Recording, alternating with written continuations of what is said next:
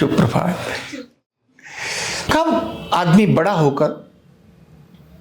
होने के बाद भी बड़ा होकर कौन सी चीजों को संभलना चाहिए, ये बहुत महत्व की बात बता रहा हूं, जिनको सामान्यतः लोग इग्नोर करते हैं।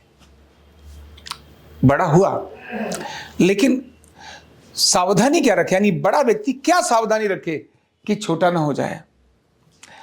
तो कभी भी ब्लेमिंग्स को से बचना चाहिए। किससे बचना चाहिए? ब्लेम समझते हो? दोषारोपण से। किससे बचना चाहिए? दोषारोपण से।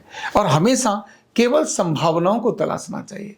किन को तलाशना चाहिए? संभावनाओं को तलाशना चाहिए। जो संभावनाओं को तलाशता है और दोषारोपण से बचता है, डिस्कशन में आता है, चर्चा करता है, तो दोषारोपण कब खत्म होता है? जब चर्चा होती है। और जब चर्चा नहीं होती तब दोषारोपण होता है। और जब एक बार किसी के अंदर आपको दोष नजर आने लगे, तब ध्यान रखना, आग जल रही है ना थोड़ी सी, तो दूसरों की फूंक भी उस आग को बढ़ा देती है। ऐसे कितनी भी फूंक मारो, आग बढ़ेगी? नहीं बढ़ेगी।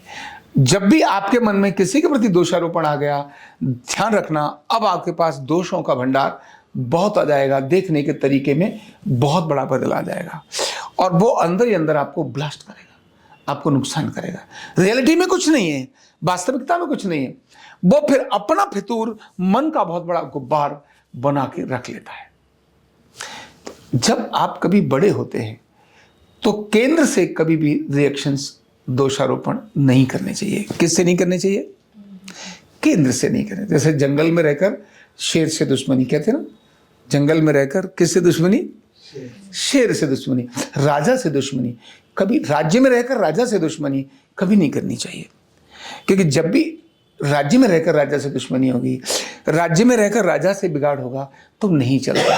संस्थान में रहकर कभी भी, जो संस्थान के प्रमुख हैं, हाँ हो सकता है संस्थान का प्रमुख होगी, बहुत गलत है, तो आप क्योंकि संस्थान में हैं तो संस्थान में करेक्शन हो सकता है, क्या उस पर काम करना चाहिए।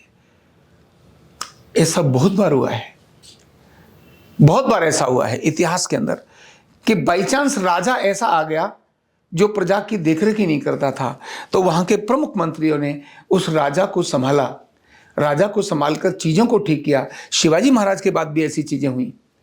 जब राज्य दिया तो राज्य के बाद वहां कुछ गड़बड़ी शुरू कर दी, वो क्योंकि मिला था ना, खुद के पराक्रम से आने पर तो गड़बड़ी नहीं होती है। जब पराक्रम से मिली हुई चीजों को उपभोग करता है राजा, तो वो उपभोग में मस्त हो जाता है और वो फिर उन चीजों को ध्यान नहीं रहता कि उसने थोड़ा कमाया था। तो ऐसे में अगर मान लो कहीं गड़बड़ होता भी है तो उसको मिलकर संभालना चाहिए, मिलकर संभालना चाहिए। प्रमुख व्यक्ति से, प्रमुख जो केंद्र होता है, उससे हमेशा कम्युनिकेशंस रखनी चाहिए। उसके साथ हमेशा ब्लेमलेस होना चाहिए, उसके साथ हमेशा श्रद्धावान होना चाहिए। जब जब श्रद्धावान रहेंगे तब आपकी मेहनत होगी। जब जब आप रेस्पेक्ट के साथ काम करेंगे तब आप प्रगति से करेंगे, जोश में करेंगे, उत्साह में करेंगे। और जब भी ऐसा नहीं होगा तो जोश और उत्साह आपका खत्म हो जाएगा और आप काम नहीं करेंगे और आप लंबे समय तक काम नहीं कर सकेंगे, ये भी पक्का है। तो फिर आप रूटीन में भी अदल बदल और होता रहेगा। और ऐसा कभी नहीं होता कि व्यक्ति को अपनी गलतियां ध्यान में ना आए, आती हैं। फिर ध्यान में आता है, अरे हमने ऐसा कर दिया था, ये में ऐसा नहीं होता। रियलिटीज बाहर, मैंने कहा ना, सहारे जब सहारे हों, सहारों की कदर क्या है? सहारे दूर जाने पर सहारे याद आते हैं, तब ध्यान में रियलिटीज आती हैं।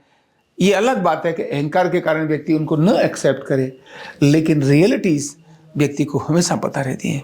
तो किसी भी ऑर्गेनाइजेशन में काम करते हैं तो ऑर्गेनाइजेशन के प्रमुख और अपने जो बड़े हैं उनसे हमेशा कम्युनिकेट करके रखना चाहिए, समन्वय से रखना चाहिए, उनकी बात को मानना चाहिए। लेकिन नेट गोल ऑर्गेनाइजेशन, मान लो आपसे बड़े हैं, आपके मैनेजर हैं और आप नीचे काम करते हो, तो मैनेजर की बात मानेंगे आप। लेकिन अगर ऑर्गेनाइजेशन का हित है तब मैनेजर को कह देंगे, सर सॉरी, इससे ऑर्गेनाइजेशन को बहुत नुकसान होगा, ये स्टेप आप मत उठाइए।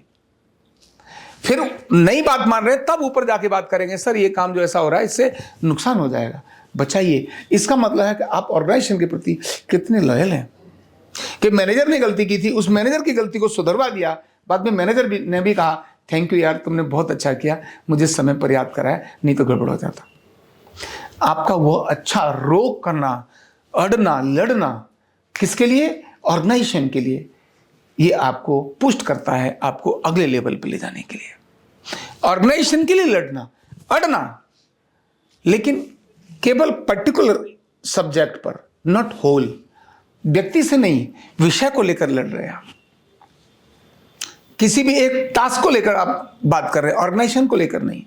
आप किसी भी पर्टिकुलर एक एरिया को लेकर आप बात कर रहे हैं और अड़ रहे हैं और लड़ रहे हैं। जैसे ही उसमें डिसीजन हो गया होगा, चाहे आपको समझ आया ये गलत था, फिर भी कर दिया, अब हमने हमारी बात की, उन्होंने कहा नहीं करेंगे, देन एक्सेप्टेड।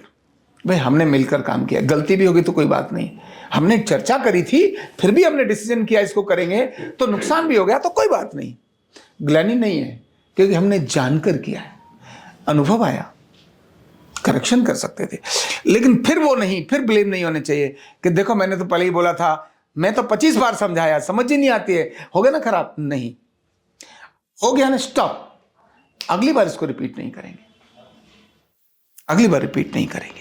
तो ऐसे ऑर्गेनाइजेशंस में बढ़ते बढ़ते टास्क जब तय किया और गलत हो गया, तब उस पर काम करते हुए चिंतन किया, लेकिन उसको चिंता का विषय नहीं बनाया, द्वेष का विषय नहीं बनाया, आत्मग्लानि का विषय नहीं बनाया, और हम आगे बढ़ गए कि अब ऐसा नहीं करेंगे। तो ऑर्गेनाइजेशन में काम करते समय हमेशा सेंट्रली कनेक्टेड रहना, जो ऑर्गेनाइजेशन का गोल है उसमें वैल्यू एडिशंस में रहना, और जो ऑर्गेनाइजेशन का प्रमुख व्यक्ति है उनके साथ कम्युनिकेट रखना, श्रद्धा रखना, विश्वास रखना, तब फिर वो ऑर्गेनाइजेशन बहुत अच्छा ग्रो करता है। और ऑर्गेनाइजेशन का हर वो व्यक्ति जो इस पैटर्न पर चलता है ऑटोमेटिकली ग्रो करता है।